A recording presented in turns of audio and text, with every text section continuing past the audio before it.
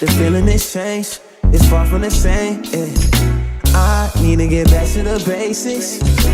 Hey y'all, what's up? It's Tay Bryce. Thank you for clicking on another one of my videos. Today I'm coming at you guys with my 8-month lock update.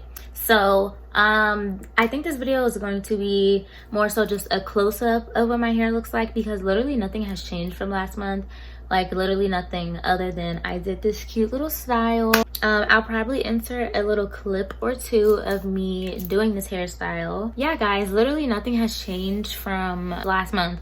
I feel like my hair is starting to slow down a little bit, or maybe the process just isn't as exciting anymore because it's not really new to me anymore. Like in the beginning, in my first couple of months, everything was new, stuff was happening that had never happened before to my hair, and it was a lot more exciting. But now that don't get me wrong, it's still exciting, but now that I kind of just know more of what to expect, and you know, I've experienced my hair for the past 8 months, it's not as exciting as it was in the beginning. I still love my hair, I still love the journey, but that's that.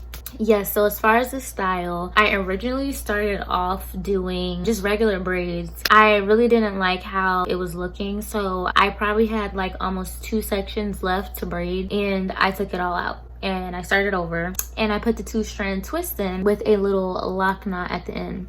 So this is very different. It's very short, obviously, because I had to be able to put the knot at the end, so that kind of like compromised my length that I didn't have, but it's okay. It's cute, I like it, and I'll probably do it more often. So that's really all I have to say for this video, guys. Literally nothing has changed from last month.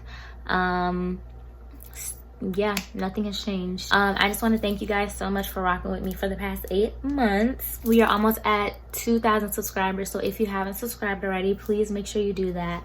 Make sure you also like this video and leave me a comment down below.